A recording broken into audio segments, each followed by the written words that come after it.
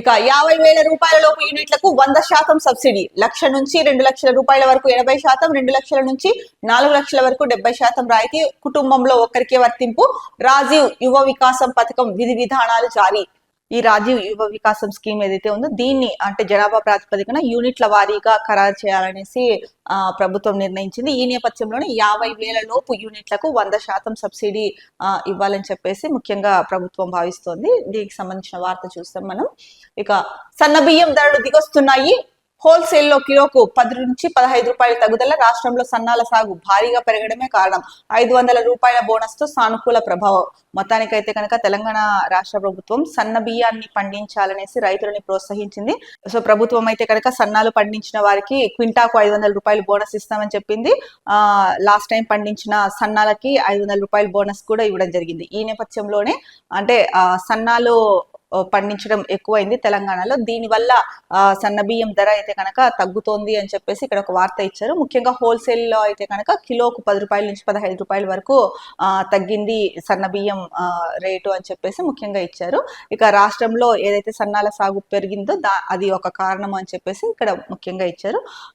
ఇక రాష్ట్ర ప్రభుత్వం చెప్పినట్టు 500 రూపాయల బోనస్ ఏదైతే ఇస్తుందో ఇది సానుకూలంగా ప్రభావం చూపించింది రైతుల మీద. అందుకనే సన్న బియ్యం పండించడానికి రైతులు ఎక్కువగా మొగ్గు చూపుతున్నారని చెప్పేసి ప్రధానంగా ఈ వార్త చూస్తే అర్థమవుతుంది. ఇక ఎగుమతి అధోగతి, చారిత్రక కనిష్ట స్థాయికి భారత ఎగుమతులు. 1948 నాటి కంటే దిగువకు దేశీయ వాటా స్వాతంత్ర్య కాలం నాటికే 2.2%, ఇప్పుడు కేవలం 1.6%.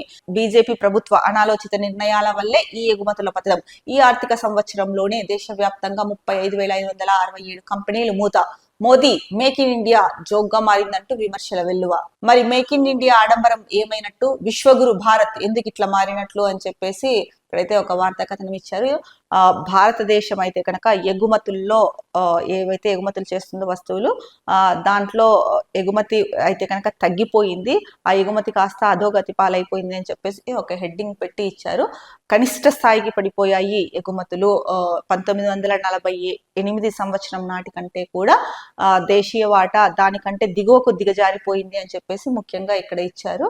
ఇక స్వాతంత్ర్య కాలం నాటికే 2.2% ఉండేది, ఇప్పుడు కేవలం 1.6% ఉందని ప్రధానంగా ఇక్కడైతే కనుక చెప్పారు. ముఖ్యంగా బీజేపీ అనాలోచిత నిర్ణయాల వల్లే ఈ ఎగుమతులకి ఆటంకము, ఈ ఎగుమతుల పతనం జరిగింది అని చెప్పేసి ఇచ్చారు.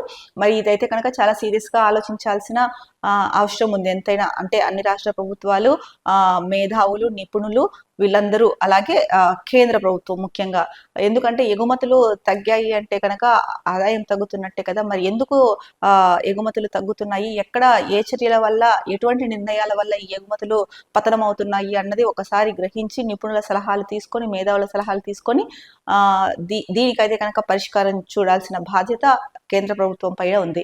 ఎందుకంటే ఇది ఒక దేశ ప్రధాని మోడీ అని చెప్పేసి మోడీకి ఒక్కడికే నష్టం వాటిల్లదు, దేశ ప్రజలందరికీ కూడా దీనివల్ల నష్టం వాటిల్లే అవకాశం ఉంది. కాబట్టి దీనిపైన అయితే కనుక కేంద్ర ప్రభుత్వం దృష్టి సారించాల్సిన అవసరం ఎంతైనా ఉంది.